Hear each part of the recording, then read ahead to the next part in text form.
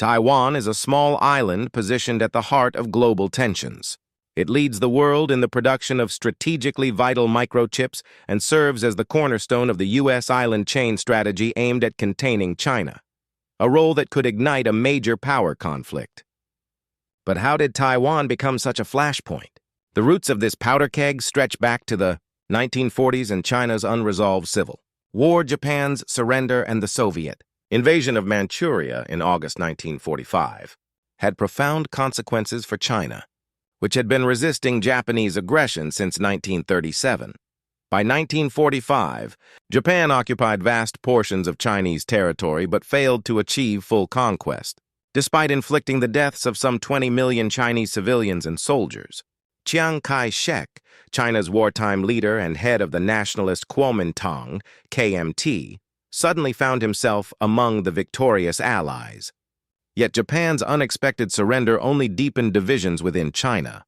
Mao Zedong's Chinese Communist Party, CCP, had officially fought alongside the KMT, but their united front had collapsed as early as 1941. From 1927 to 1937, the KMT and CCP had waged a brutal civil war that forced the communists into China's remote interior. The alliance against Japan never healed the ideological and political rift, and mutual distrust persisted into 1945. While the CCP did little actual fighting against Japan, it used the opportunity to expand its influence from its base in Yan'an. With Japan's defeat, these so-called liberated areas now gave the communists a strong position for a renewed civil war. During the anti-Japanese campaign, the United States supported Chiang's forces with weapons and training, despite American misgivings about corruption and incompetence within the KMT. Some U.S. observers were impressed by the CCP's discipline and its portrayal as less corrupt and more representative. However, by the war's end, U.S. policy decisively shifted toward Chiang. In April 1945, Washington announced formal recognition of the nationalist government alone. Mao Zedong complained bitterly. "We don't understand why America's policy seemed to waver after a good start." Mitter 356. As both sides raced to seize territories vacated by Japan, the U.S. assisted Chiang with airlifts into key cities far from his main bases, while also landing 50,000 Marines along China's coast to block communist advances. The struggle was fiercest in Manchuria, which the Soviet Union now occupied, against Chiang's wishes. Manchuria, heavily industrialized and formerly the Japanese puppet state of Manchukuo since 1931, possessed a large, well-trained army that either side could absorb. For Mao, the region's geography was ideal. He likened it to a sturdy armchair, with the Soviet Union as the backrest and Soviet-aligned Mongolia and North Korea as the sides. The Soviets, however, offered only limited help, allowing the CCP to take over Japanese weapon stockpiles but withholding direct political backing. On the surface, the KMT appeared dominant in 1945 thanks to U.S. aid. Washington still viewed China as a key pillar of its Asian strategy and sought to prevent renewed civil conflict. President Harry Truman dispatched General George Marshall to mediate between the KMT and CCP. Both factions appeared open to talks, but their cooperation was largely performative. The CCP insisted on retaining control of its liberated areas and its army until a new, inclusive government was formed. Chiang, meanwhile, demanded that the communists disband their forces and surrender their territories before any new political order was created. 6. Weeks of negotiations produced little more than a fragile truce and a vague declaration. Civil war must be avoided at all costs, and an independent, free, prosperous, and strong new China be created. Lee 71, KMT-CCP Joint Statement. Yet both sides preferred war over compromise. Chiang's confidence was reinforced in August 1945 when he signed a treaty of friendship with the Soviet Union. In return for Soviet withdrawal from Manchuria and recognition of his government, Stalin received naval rights at Port Arthur and economic privileges in Manchuria. Stalin believed the CCP would lose any open conflict, but Mao viewed the deal as a betrayal. Militarily, the KMT held the upper hand on paper. In 1945, it fielded about 4.3 million troops, including 2 million regulars, many equipped with U.S. weapons, rifles, artillery, aircraft, and tanks. Yet these forces were scattered across China, suffering from poor logistics, uneven loyalty, and low morale. Chiang's most trusted commanders got the best equipment, but were not always the most capable. Many experienced officers had perished fighting Japan, leaving behind locally recruited and often corrupt replacements vulnerable to bribery and internal politics. By contrast, the CCP had around 900,000 troops supported by local militias. Most were guerrillas, and Mao knew that to win a civil war, they had to evolve into a regular army. They captured Japanese arms and received Soviet leftovers, roughly 700 tanks and 900 aircraft, but lacked experience using them. CCP Commander Zhu Dai, tasked with building the new People's Liberation Army, emphasized practical reforms, heavy artillery, communications, and tactical training over tanks and planes.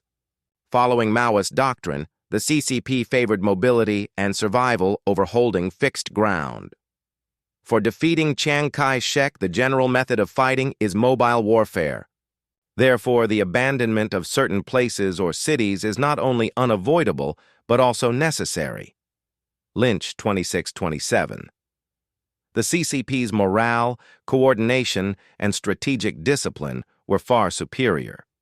The party enforced unified command and synchronized offensives against Chiang's dispersed forces. Their rural land reforms and political indoctrination gained peasant support, while nationalist regions suffered economic collapse, famine, and mismanagement. Concentrated in cities, KMT control weakened as the CCP expanded from 116 to 175 counties across the countryside. By early 1946, clashes intensified, especially in Manchuria and the key cities of Changchun and Siping. As the CCP grew stronger in the region, the KMT launched operations to link isolated garrisons. General Marshall brokered a new ceasefire in Manchuria, but mistrust lingered. Chiang recognized that truces tended to favor the communists. Yet as his government returned to Nanjing, domestic instability loomed large. He sought to crush the CCP swiftly and assert China's post-war greatness before implementing any real political reform. It is first necessary to deal harshly with the communists, and later, after 2 or 3 months, to adopt a generous attitude. Shu, 628. The CCP exploited these lulls to consolidate its hold on Manchuria, capturing the major city of Harbin after Soviet withdrawal. Entrenched in the northeast, the party adopted a strategy of offense in the north, defense in the south. Most of its troops still avoided large-scale confrontations, yielding territory when needed. Although Washington warned that U.S. aid depended on peaceful coexistence, Chiang launched a massive offensive in June 1946.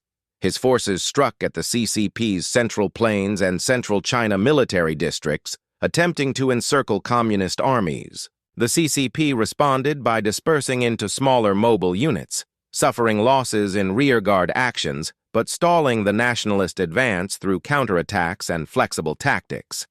The communists succeed in isolating and wiping out scattered KMT detachments, but they lack the strength to mount a full counterattack. By late 1946, nationalist forces capture several major cities, secure the railways connecting them, and drive the CCP out of much of Jiangsu and southern Manchuria, seizing 165 towns and 174,000 square kilometers of land. Yet Chiang remains dissatisfied. The main communist armies still elude destruction. Washington, too, grows impatient. Though U.S. Marines continue to hold positions in key coastal cities, General Marshall is recalled in January 1947. His verdict is blunt. Both sides, he says, show an unwillingness to make a fair compromise. In the months that follow, Chiang intensifies his efforts with the Strongpoints offensive. Between February and March, his elite units strike Shanxi and Shandong in a coordinated pincer, hoping for a decisive victory. Fierce battles erupt near the CCP base at Linyi. The KMT take the city but soon fall victim to a series of devastating communist ambushes that wipe out several top-tier mechanized formations. These attacks, however, are costly. The Communists rely on mass infantry charges to overwhelm armor. While the bloodiest fighting occurs in Shandong, Chiang's main objective lies elsewhere, the Communist capital of Yan'an in Shanxi. After a diversionary push in the province's west, the KMT 1st and 29th Armies advanced directly on Yan'an. Facing only light resistance, Mao orders the city abandoned. He declares, "We should not try to stop them." Chiang thinks when he has seized the Devil's Lair, he will win. In fact, he will lose everything. "We will give Chiang Yan'an. He will give us China." Lynch, 42. Local counterattacks delay the nationalist advance, but the KMT still claim 191,000 additional square kilometers and 18 million more people. The fall of Yan'an is a psychological blow, yet not the decisive defeat Chiang imagines. Mao's strategy does not depend on any single city. Its loss, though symbolic, barely disrupts the communist war effort. Mao envisions a protracted struggle lasting 5 years or more, one focused on conserving and expanding his forces while deepening reforms. Chiang, by contrast, refuses to prepare for a long conflict. Expecting a swift victory, he delays nationwide reforms and avoids full mobilization, preferring local levies and requisitions. Only in July 1947, after realizing that taking Yan'an has not ended the war, does he finally declare general mobilization, i.e. CCP versus KMT strategy. The nationalists' failure to win the war in 1947 underscores the deep strategic divide between the two sides. To Chiang, the conflict is a final campaign to eradicate bandits. For Mao, it is part of a drawn-out revolutionary war for the creation of a new communist China. Since the late 1920s, the CCP has been fighting primarily for survival, developing a flexible strategy unbound by any fixed territory. Many of its commanders are young veterans of those formative struggles, well-versed in the art of strategic withdrawal. In 1938, Mao had written, "We should have the courage to retreat." In their ignorance of this principle, the advocates of desperate action will contest a city or a piece of ground, even when the position is obviously and definitively unfavorable. As a result, they lose not only the city or ground, but fail to preserve their forces. Bormann, 181. This philosophy captures the essential difference between KMT and CCP thinking. Chiang's strategy drew heavily from Western military theorists, Soviet, German, and American, who regarded cities as the centers of gravity of warfare, the core of political, economic, and military control. Yet in China, most major cities are concentrated in the east and south. Vast regions elsewhere lack such strategic hubs. For the CCP, functioning largely as a guerrilla movement, expansive rural base areas sustaining mobile armies matter far more than holding cities. Moreover, Western doctrine often assumes that the attacker holds the initiative, compelling the enemy to react. The Communists, however, view organized withdrawal as a way to gain initiative. Enemy forces advancing into unfamiliar hostile terrain inevitably suffer breakdowns in logistics, cohesion, and command. Once that happens, the CCP strikes, destroying isolated enemy formations. Given the KMT's poor coordination, the loss of even a single unit can halt or reverse an entire campaign. Thus, for the Communists, retreat is not defeat. It is a deliberate step toward ultimate victory through ambush and counterstrike. By late 1947, Mao's forces put this doctrine into action. The Nationalist General and Strong Points offensives bring Chiang's armies more territorial control than at any other time. But they still cannot crush the Communists. His troops are overstretched, scattered far from supply bases, and pinned down in endless garrisons. Designed as a decisive operation, the Strong Points campaign leaves Chiang with no coherent plan for maintaining his gains. Inefficient local administrations struggle to sustain the vast network of occupied towns. As historian Christopher Liu observes, consequently, the large-scale strategic and territorial gains won during both offensives transformed into burdens virtually overnight. The Kuomintang simply lacked the resources to defend them adequately, and the forces they did have were dangerously overstretched. Liu, 73. Meanwhile, Communist strength doubles. By late 1947, they command over 2 million troops and twice as many artillery pieces and machine guns as before. Their counteroffensives begin reversing nationalist gains in Manchuria, emboldening Mao to strike back. Between May and the end of the year, the CCP launches successive summer, autumn, and winter offensives, concentrating on individual cities and ambushing relief columns sent from neighboring areas. The result is devastating. Nationalist commanders soon hesitate to send reinforcements at all. As CCP forces surge forward across the battlefront, particularly through Shandong, Shaanxi, and Manchuria, their momentum seems unstoppable. Though Chiang Kai-shek commands his garrisons to defend their cities to the last man, sweeping defections lead to the collapse of strongholds within mere days. By September, Mao instructs his commanders to forcibly conscript defectors into their ranks. From now on, abandon your dependence on supplies from the liberated areas. People, food, weapons, clothes, all must come from the enemy. Whenever you capture enemy soldiers, absorb them into your own ranks. Westad 174. The Kuomintang situation deteriorates rapidly in Manchuria. Their new commander, General Chen Cheng, a loyal follower of Chiang, commands around 500,000 U.S.-equipped troops. Yet by mid-1948, communist forces have driven his armies into isolated enclaves around Jinzhou, Changchun, and Shenyang, formerly Mukden, with 150,000 KMT troops lost. Despite bleak odds, Chiang orders Chen to hold out and await reinforcements by air. The KMT flies in another 250,000 soldiers from other fronts. Meanwhile, Lin Biao, the CCP commander in Manchuria, hesitates to attack without thorough preparation, frustrating Mao. The key to the whole military situation in the northeast lies in Yi County, Jinzhou, and Jingxi. Yet 3 weeks after moving out, your troops still have not begun the assault on Yi. Your movements are so slow, you must conduct self-criticism. Westad 194. In September 1948, the Communists launched the Liaoning-Shenyang offensive aimed at Jinzhou, Shenyang, and Changchun. On October 14th, Lin's forces encircled Jinzhou, bombarding its old city walls before brutal street battles forced 90,000 KMT troops to surrender. The CCP then wheels toward Shenyang, crushing a nationalist counterattack near the marshes of Haishan. The defeat triggers the defection of the KMT commander in Changchun, a city besieged since August and plagued by starvation, with reports of cannibalism. Inside, defectors turn their weapons on loyalist comrades, and Changchun finally falls on October 26th.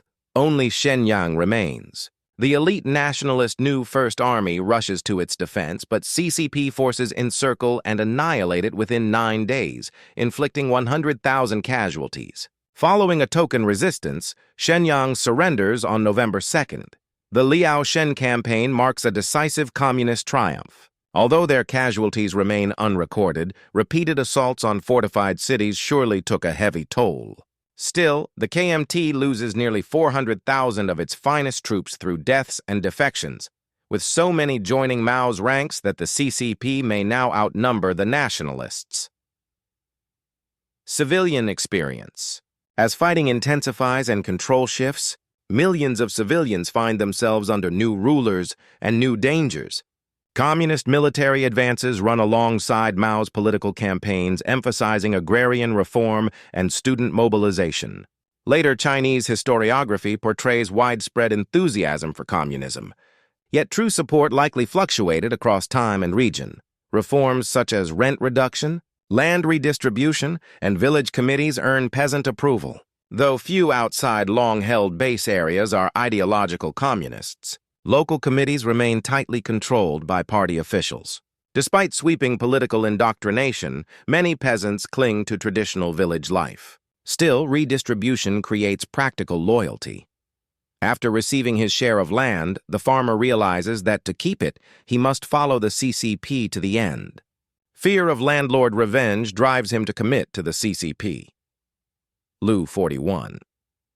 Driven by urgent demands for troops and resources, local student activists and political officers lead coercive recruitment and propaganda campaigns. Violence against landlords and wealthier peasants becomes common. Public denunciations and humiliations often settle old feuds. Between 1945 and 1949, communist-instigated violence may claim as many as 1 million landlord lives. Social critic Xu Wancheng condemns these acts. The CCP burns and kills, finding joy in calamity and chaos. Its talents are devoted to destruction. Their only fear is that the empire might not be in turmoil. Mitter 377. Frustrated by the limited land available for redistribution, CCP cadres begin seizing even modest property, branding slightly wealthier peasants as exploiters. Yet civilians under KMT control suffer as well. Economic collapse and hyperinflation destroy livelihoods. Between 1945 and 1948, prices in nationalist zones soar an average of 30% each month. The regime worsens matters by forcing the conversion of Japanese-issued notes into KMT currency at ruinous rates. Those in former Japanese-occupied territories face suspicion and abuse. The KMT brands many as collaborators, while landlords reclaim rent through threats and violence. With supply chains failing, KMT troops often loot food and clothing, especially in Manchuria, a region previously spared the worst wartime hardships. The U.S. ambassador reports grimly, "Nationalist Southern forces and administrators act as conquerors, not compatriots, imposing a regime of ruthless exploitation. Local officials might also exploit the people, but they at least avoid killing the goose that lays the golden eggs." Moyes 112. Much of this economic chaos traces back to the Japanese War. People had endured hardship for national survival then. But in a civil war, with one side promising a fairer order, tolerance wears thin. CCP Huaihai campaign. Exhaustion grips KMT soldiers as much as civilians. Having survived Japan's invasion, they now resent fighting their own countrymen. As morale collapses and food shortages worsen, communist propaganda finds fertile ground. Brothers, lay down the arms you never wished to carry. Were you not forced into the Kuomintang army? Come to us. We'll send you home or let you fight for your own village. Lynch 30. With desertions mounting, Mao foresees victory within a year.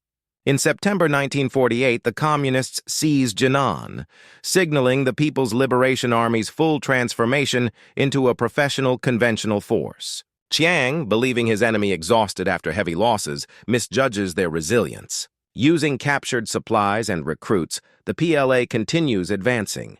In November, they opened the Huaihai campaign, targeting Suzhou, a critical transport hub. Chiang rushes in 150,000 reinforcements to defend it. But soon, they are trapped when CCP forces seize Suxian, cutting off any route of retreat to the south. At first, the nationalists managed to hold their lines around Suzhou, relying heavily on their edge in armor, artillery, and air support.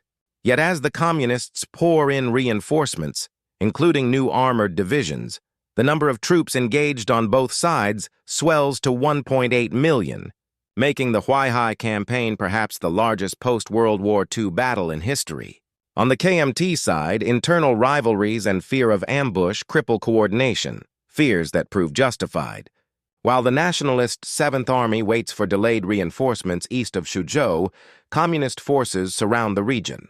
Attempting to break through to the city, the 7th Army is annihilated by relentless CCP artillery in a 10-day struggle in late November. Chiang orders his generals to stand firm, and the Suzhou commander Du Yuming remains loyal. But as winter rains and dense fog ground aircraft and Meyer vehicles, KMT air and armored support collapses, and relief efforts fail. By December, the wounded are being flown out with the help of civil air transport. A civilian airline founded by General Claire Chennault, who had commanded U.S. pilots in China during the Second World War.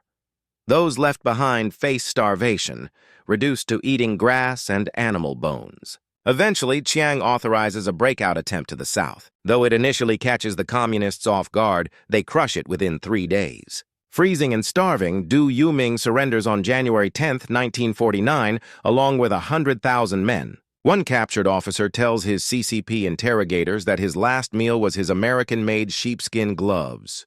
The Huaihai operation seals the nationalists' fate on the mainland as communist offensives erupt on other fronts at the same time. Final CCP offensives. From November 1948, Communist forces strike at KMT positions along the Beijing-Tianjin railway corridor. The Pingjin offensive aims to drive the nationalists out and open the road to Beijing. Once again, CCP troops ambush KMT units shifting positions. After trapping a nationalist force at Xinbaoan, two communist armies wipe out a relief column sent from Beijing, capturing both Zhangjiakou and Xinbaoan. Meanwhile, Communist artillery bombards KMT defenders inside Tianjin's walled city, softening them up for brutal house-to-house fighting. After several bloody assaults, the CCP captures Tianjin on January 15, 1949. By the end of the month, Beijing, too, is in their hands. The city's KMT commander informs Mao he no longer recognizes Chiang's authority and peacefully withdraws his troops, allowing communist forces to enter in triumph. An American observer describes the spectacle. Tanks, armored cars, truckloads of soldiers, vehicles with machine guns and heavy artillery, ambulances, jeeps, perhaps the greatest display of Chinese military power in history, though made up mostly of American equipment captured from the Kuomintang. Lynch 55. Following this cascade of defeats and Mao's refusal to discuss a ceasefire, Chiang resigns the presidency on January 21st, a symbolic gesture as he still controls the military. His final plan is to establish a defensive front south of the Yangtze River. As troops, refugees, and civilians flood into the major southern cities, he hopes the communists are too exhausted to continue the offensive. Some CCP commanders do favor rest, but Mao insists on pressing forward. By spring 1949, the PLA crosses the river unopposed as demoralized KMT troops flee or surrender. Chiang orders Nanjing and Shanghai to hold out, but both cities descend into chaos. Government ministries evacuate, mobs loot, and execution squads hunt suspected communist agents. Many KMT soldiers abandon their posts and retreat south. Shanghai, with its economic and symbolic value, is a prime target. Yet the CCP seeks to take it intact. The Battle of Shanghai can be likened to catching rats in a china shop. The rats must be caught, but the porcelain must not be broken. Karia 14. In the end, both cities fall with little resistance in April and May. Over the following months, Communist forces advance almost unopposed, taking Changsha in August and Changzhou in October. On October 1, 1949, Mao Zedong declares the founding of the People's Republic of China, signaling the effective end of the Civil War. KMT escaped to Taiwan. Chiang briefly contemplates a last stand in his wartime capital, Chongqing, but finding no allies willing to continue the fight, he retreats to Chengdu. As communist forces close in, he makes his escape. On December 7, 1949, the ailing Chiang Kai-shek flees with his remaining government, family, and about 2 million soldiers and refugees to the island of Taiwan. Formerly known as Formosa, Taiwan had been a Japanese colony since 1895, and many locals viewed Chiang's 1945 takeover as merely the exchange of one colonial regime for another. The capital, Taipei, lay in ruins from American bombing, and post-war KMT administrators showed little interest in reconstruction. Treating locals as Japanese collaborators, officials ruled harshly. When mass protests erupted in February 1947, the new regime slaughtered some 10,000 civilians to suppress them. As mainland refugees and troops poured in during 1949, the KMT focused on fortifying the island and training for a counter-invasion.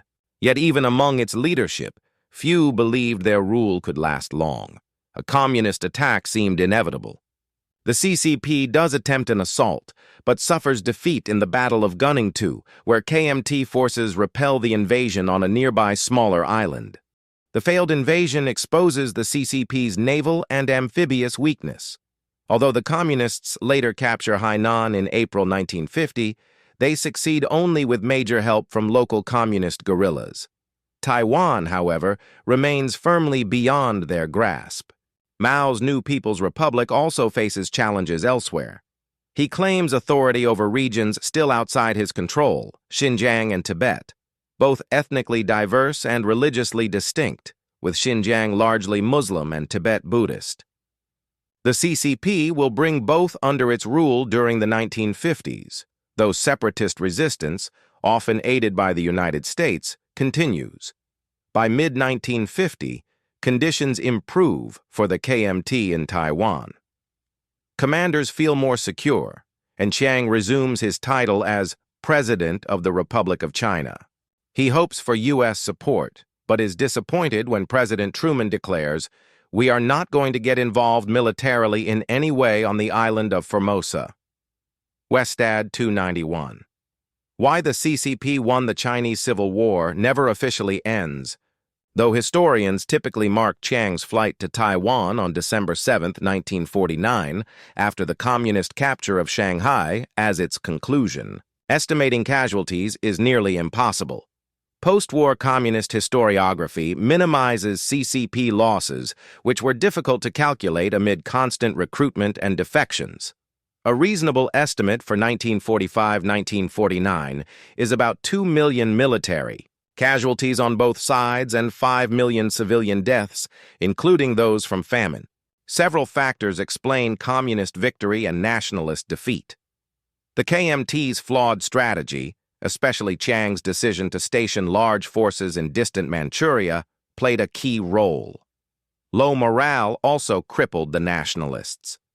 Years of warfare against Japan, brutal discipline, and starvation conditions drove many soldiers to desert. Some estimates suggest that 40% of KMT recruits fled during training, while up to 20% of casualties stemmed from malnutrition. Commanders even tied troops together to prevent desertion. When victory seemed near in 1946-47, morale held, but as the war dragged on, it collapsed. In contrast, communist troops were disciplined, ideologically driven, and led by capable commanders. While later propaganda glorified Mao, figures like Lin Biao, Zhu Dai, Zhou Enlai, and Liu Xiaoqi were equally vital in transforming the CCP from a guerrilla force into a regular army. The Yan'an Rectification Movement, 1942-1945, also consolidated control, as purges killed up to 10,000 real and perceived opponents and instilled absolute loyalty. This produced a cohesive command structure, even though Mao had once been open to advice from subordinates. Some historians emphasize political and social differences over military strength. CCP reforms, land redistribution, rent reduction, and local committees appealed to struggling peasants suffering under KMT corruption.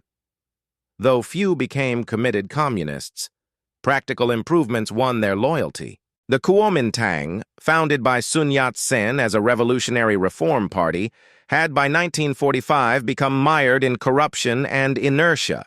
Even Chiang admitted, "To tell the truth, never, in China or abroad, has there been a revolutionary movement as decrepit and degenerate as we are today, nor one as lacking spirit, lacking discipline, and even more, lacking standards of right and wrong as we are today."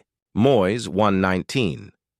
Critics argued Chiang blamed others to hide his own failures as commander. The KMT increasingly relied on urban elites for funding, neglecting rural reforms. Modest efforts, such as public health campaigns, ignored peasant demands for land and rights, forcing reliance on UN aid. Local corruption worsened matters. Officials seized businesses, sold relief goods on the black market, and governed for personal gain. The U.S. tried to curb such abuses in Shanghai, but they persisted elsewhere, providing rich propaganda for the communists. As historian Emmanuel Xu summarized, the stone that one builder had rejected became the cornerstone of the other's house. Xu 643. Ultimately, the CCP's tight organization and political discipline gave it a decisive advantage over a divided, corrupt KMT. Yet Chiang also misread U.S. intentions. The United States and Taiwan. By the late 1940s, China was no longer a U.S. priority. As Japan, now occupied by American forces, became a more dependable regional partner, Washington curtailed aid to Chiang by 1947, an act supported by both political parties. Chiang and his wife, Sung Mei Ling, then focused their lobbying on U.S. Republicans, expecting a victory in the 1948 election. Instead, Democrat Harry Truman won decisively, and the Chinese Civil War held little interest for American voters. Following the communist victory, Truman faced domestic criticism for losing China. Later historians note this claim was misleading. China had never truly been Truman's to lose. It reflected growing Cold War paranoia. Many U.S. officials began to see China and the Soviet Union as one unified communist bloc, though in reality the Soviets were wary of Mao's rise. Soviet leaders distrusted China's agrarian Maoism, fearing it could rival their industrial proletarian vision of Marxism-Leninism. Even after relations warmed in 1954, tensions persisted. As Cold War anxiety deepened, some of Truman's advisors urged renewed support for Chiang's government on Taiwan. Truman hesitated, but the outbreak of the Korean War in June 1950 appeared to confirm fears of a broader communist offensive. One of Washington's first responses was to send the U.S. 7th Fleet, not to Korea, but to patrol the Taiwan Strait, deterring a CCP invasion. This move likely saved Chiang's regime, which would later evolve into a democracy, and ensured the survival of a non-communist Chinese state. For the CCP, the Revolution of 1949 marked the end of decades of chaos since the Qing dynasty's fall in 1911. But in their view, the revolution's goals remain unfinished even 75 years later. One lasting legacy of the Korean War was America's testing of tactical nuclear weapons and General Douglas MacArthur's proposal to use them against China, an idea ultimately rejected. Yet it revealed how the Cold War was escalating, with nuclear energy symbolizing both power and peril. Before his death, Joseph Stalin accelerated the Soviet atomic program, and his dream of atomic-powered communism lived on. If you want to explore that story, from the first Soviet bomb to the atom cities like Pripyat, watch our full documentary Red Atoms on Nebula, our ad-free streaming platform built by creators. You can find Red Atoms, 16 Days in Berlin, Rhineland 45, and all our other documentaries in 4K, ad-free, and early on Nebula. Available on web, mobile, Apple TV, and Roku. Visit Nebula TV Real-Time History to subscribe for $30 a year or support us directly with a $300 lifetime membership, 1/3 of which goes straight to Real-Time History to fund bigger, better historical documentaries. And if you'd like to understand the roots of this story, check out our previous episodes on the Second Sino-Japanese War that interrupted the Chinese Civil War. All sources are listed in the video description. I'm Jesse Alexander, and this has been a production of Real-Time History, the only history channel that believes you should conduct self-criticism.